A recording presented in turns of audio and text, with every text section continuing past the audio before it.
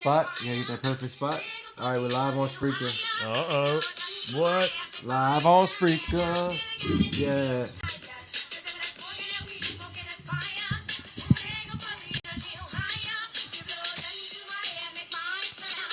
Should be going live on Facebook in a second.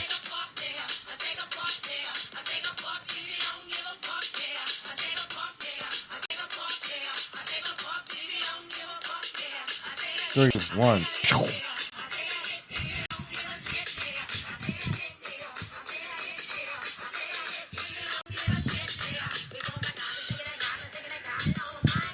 What is that about, huh? What you got rolling up on there? Huh? You got up on there? You got like a book or something? Nah, this is just the article. I just got on some random Mic shit. checks good on both ends, man? Sounded good on the practice squad. Yeah. Oh, Yeah. we at it, brother. We at it. Saints and Sinners Podcast back. We did some audio-only shows recently. Our last show on air on Facebook and all that good shit, that was last week. So, man, we catching up pretty much. We getting back into the game. But hope y'all had a good Mardi Gras. Crazy events happen all throughout Mardi Gras. We've been making new kind of Y'all are reasons. safe after this Mardi Gras. You know, yeah. a lot of danger out. That's right. That's right. Big success. Only a couple people died. You know, God bless. Yeah, You know. rest their souls, man. We a podcast, part of Tailgate Sports Network. Check out the site, tailgate504.com. We debuted our Barely Legal audio-only podcast. We're going to be doing more of those as baseball season arrives. But that was Lady Red, New Orleans' own Lady Red. We're going to be seeing her next week. Big concert, Lady man. Ray, bro. That's what it is, then, I guess, man. But big concert. Battlefield Bar in Chalmette, Louisiana next weekend on March the 6th, otherwise known as Poncho Fest. There'll be a bunch of acts there. She will be one of them. Let's talk. They have Lady Red now? She will be in the house, bro.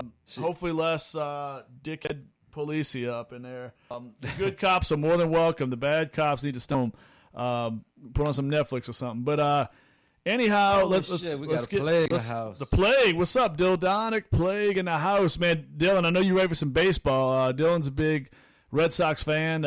Baseball is here. They're getting beamed every game, which is pretty awesome. I think it's only going to get worse for them. You know, I hate the Astros. I feel they should be stripped of the title. Needs to happen. Rob Manfred, commissioner of Major League, get it done. Speaking of commissioners, would be a bad stripping speaking of commissioners, for the Astros. Yeah. Good for the rest of baseball, for the other teams. Speaking of commissioners, there's a commissioner who's a lot better than Roger Goodell, and that guy's name is Adam Silver. And I'll tell you right now, Adam has got to be spanking it, knowing last night that could have been the preview of the first round of the playoffs. The Pelicans only trailing Memphis by 3 at this point. They took the loss night, lost on Monday, won 2-0 prior to that. Came out the break pretty strong against without Damian Lillard. They beat Portland pretty well. They came out and took down Golden State after a rough first half. They really got their shit together and put the pedal on the metal in the second half. But the game yesterday was a big game. Everybody was celebrating Mardi Gras. The hated Lakers, top seed in the Western Conference. Hates them. Everybody hates them. They're the Lakers. They're the most disliked team in basketball.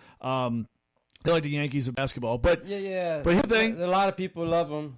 I mean, They people have do like love them. a Absolutely. billion They're fan they're base. big, but they have a lot of people that And they hate gained them. a lot of new fans, that is transferred. Oh, no, I mean, hey, all respect to Kobe. I still hate the Lakers. I mean, but Dave and, at least 100 New Orleans hate the Lakers. yeah, no, I could go for him in the next 2 minutes and find like 500 people that despise the Lakers. But anyhow, you got to get over it. See, as our resident Lakers fan, he was a Knicks fan for many years, but he decided to like the Lakers. They won a championship. They need to get a life. Yeah, well, anyway, here's the thing, man. For a team that hasn't won, hasn't been in the playoffs in 7 years, they're awfully cocky fans. But anyway, look, they're the number 1 seed. Let's just get off the whole pushing and shoving. They're the number 1 seed. I'll say this. The Pelicans showed me last night, I don't care they lost 118, 109. The Pelicans showed me they can beat this team at least a couple times in a playoff They series. can at least beat them at least once. I think they can beat them more than once. I really do feel that. I'm not saying they would win a series. I mean, we're not supposed to be here yet. This is year 2 of the 3-year window for LeBron and in the Lakers. So they're swinging right now. We're a young team right now. The Pelicans are well on their way. They are. I think they'll get swept in the seed. first round this year. They're going to be a real good team next year. They could have even been like a top seed if Zion had been healthy the whole year. Well, you got to throw the Lakers love aside for a minute because this is something that's been talked about throughout. This has been talked about. You go look up the story. This is really big a lot of the executives, a lot of general managers, a lot of coaches, they're not giving the Lakers the respect that they've given, teams like the Warriors in years past. People say they're very beatable in the playoffs. And I've said this the whole time. They don't have a valid third option. Now, last night, the Pelicans were in trouble because they allowed unlikely sources, guys, average 8 points a game, 10 points a game. Those guys were instrumental in the win last night. Danny Green had a huge game, 17 points. It's got to be a different guy every night because those guys get wide open. But I don't think they have the firepower against. Because they got the best tandem in the league. Oh, I mean, that's great.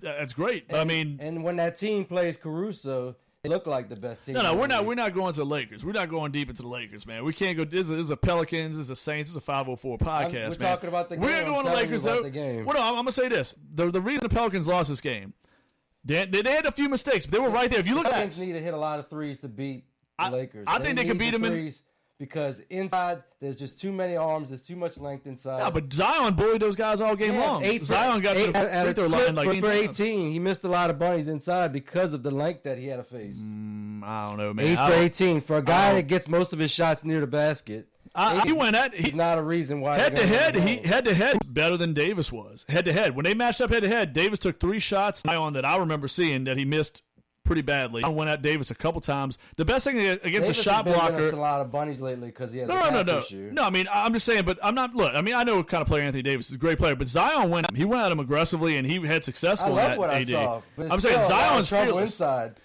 I'm just saying this. They're going to have to hit a lot of 3-pointers to beat this team. I'm not saying, but I mean, we're ways away from that. I mean, to me, the Pelicans have to have a short memory. You lost this game. Go out and worry about Cleveland in a couple of nights here at home, a game that you should win against a bad team. You A seed first. I'm just saying, I'm not trying to break down the entire series in 10 minutes here.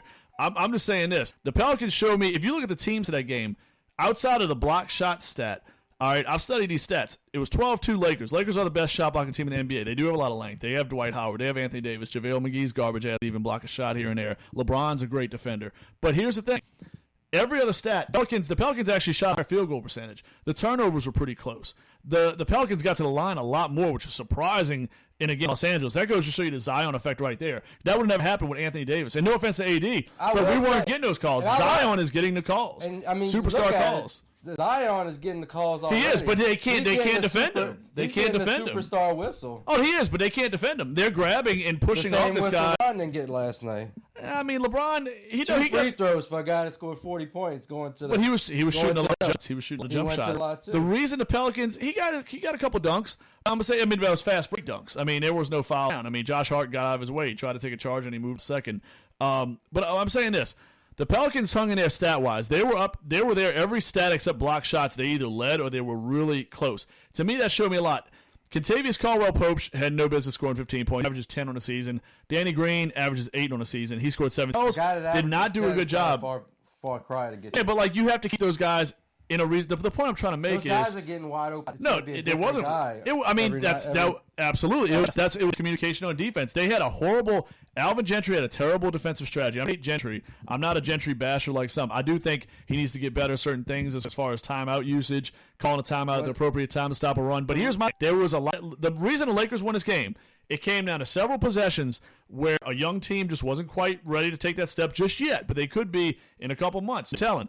But I'm going to say this. LeBron had too many easy looks. There were several possessions where Jrue Holiday was trying to guard Danny Green, and Holiday could shut Danny Green down any day of the week. That's not a problem. The problem was nobody was on LeBron. He was walking into open three-point shots. He was playing against somebody that shouldn't have been on him.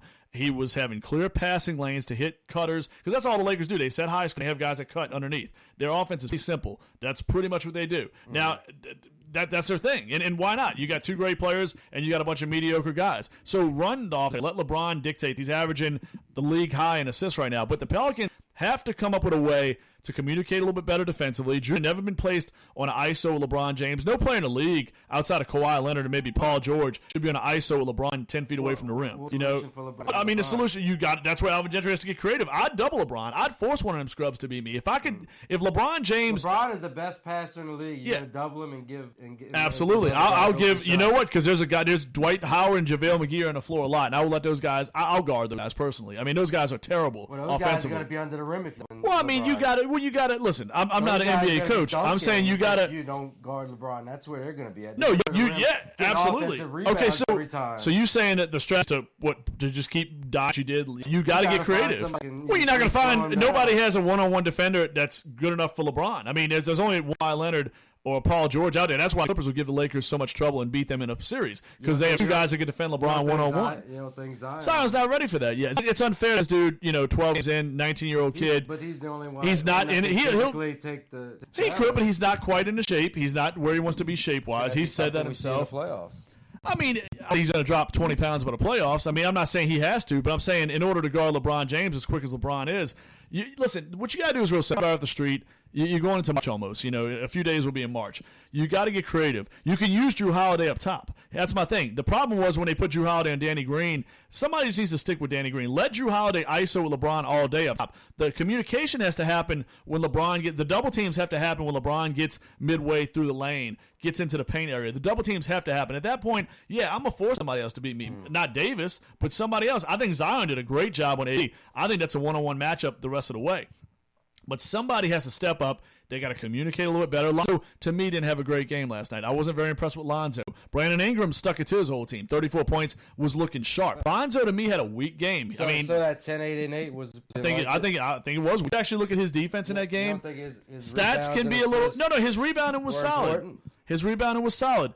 Here's my thing. Lonzo had a lot of series. He had a few bad series last night. The thing with Caruso, the best player of the night. You can't let fucking Alex Caruso reject you on that play. That was a huge came play. Out of nowhere. No. But Lonzo went up soft. Lonzo went up soft. He took a while to get up. If you go back to that play, he was very slow getting up. He did not use a lot of burst. I think he almost thought a little bit about it too much because he was so wide open. Lonzo's not a guy that jumps at a standstill. He needs to run and start. Well, no, he was right there underneath the rim. I mean, you're 6'8", 6'7", 6'6". You're not going to get a lot of lift. Oh, you need more lift than what you had. You need to get more lift for Alex Caruso. Yeah, Alex Caruso should be rejecting Lonzo Ball in that play. That's all I'm saying. Top 10 guy. Top 10 on what? In the league. He's not even a top 10 player in his own team. Listen, that dude. I'm gonna say this. Like the third best player on the team. That's crazy talk. He needs to get more minutes. I mean, he might be, and if that's the case, that's really saying a lot. That's a championship third guy right there. No, they're not winning a championship this year. I'm telling you, they do not match up well at all against the Clippers in the playoff series. That's going to be their doom. Even a Utah. Shaq made a good point about that too. I've said it about Utah in the past. A team like Utah, a team like the Clippers, guys that have those one-on-one defenders that can do what AD and LeBron. That's the ones that's going to give them trouble and that communicate well defensively, well coached. I mean, it's still a guy. I don't know. You'll say he owns Gobert. You say he owns Gobert, but you got to remember the guys that watched him for the last 5 years go up against Rudy Gobert with the Pelicans. I mean, I understand playing with LeBron's a different story, but Rudy Gobert had to be owned LeBron, Anthony Davis as well. I'm just saying, I've never seen complete ownership. Where he owned him. I mean, I watched those games. I didn't. I'm just telling you the history. I've seen Rudy Gobert have a lot of success with Anthony Davis. He's given Davis some trouble at times. I'm gonna say this though. You got a lot of guys. I'm like I said, I don't want to go too far into Lakers. We're a Pelicans podcast. We're Saints. We're 504. I'm just saying this. Pelicans last night is a possible preview of the first round of the playoffs. I saw a team that could hang in there. I mean, they lost by 9 points. It really came down to 2 or 3 plays. The Lonzo Ball play to me was one of the biggest. Anthony Davis, kudos to him. It was a great block on Melly. Nothing Melly could have did differently on that. It was 2-3 on, basically just walked into that was just not defended at all. The ISO plays with Drew Holiday when no help came, when he was backed down by LeBron, 2 or 3 times that happened. If you could erase 4 or 5 of those plays, that's the difference in a 9-point game. And it's simple plays. Lonzo's got to be a little bit quicker on and I'm not saying Lonzo played terrible. I shouldn't say he played terrible. He didn't. But he has to play better. I want to see him dribble drive more. Drew was dribble drive more. Lonzo's your point guard. He needs to do more of that and creating for other guys. Let's be on that play with Caruso. Never should happen. But the defensive communication's got to get better, and that's Alvin Gentry's fault to me. J.J. Redick was a non-factor. J.J. did nothing yesterday, and there was no plays apparently drawn up for J.J. either. So, I mean, to me, there's a few reasons you lost this game, but to lose on the road and have a chance really with say a minute and a half, 2 minutes to go, they had a chance to win the game. I mean, they got off to a bad start, but they played a hell of a game for 2.5 quarters, 3 quarters. He finished the game on the bench, so he must not have had a chance with a minute to go. Well, I mean, it came down, a minute, yeah, but 2 minutes, 2.5 minutes, it was pretty close. You know what I'm saying? It was that close. Yeah, they finished on the bench with like 45 seconds. That's what the timeout came, 45, 46 seconds. I watched every moment of the game. They were in the game with 2 minutes left. I mean, they had moments, they had opportunities. I mean, there was a three that didn't drop. I think they were down 7. There was a three that didn't drop. Wide open three didn't drop. Could have took it down to 4 with roughly about a minute 40, minute 50, somewhere on that timetable. I mean, like I said, they outplayed the Lakers in the middle of that quarters. series. They're gonna have to hit 3 No, pointers. but more threes. they outplayed the Lakers in the middle of the game. From the role player guys. No, absolutely. I mean, to me, it ain't even about the threes. They're gonna hit threes. Face it because Well, they will. inside trouble. Well,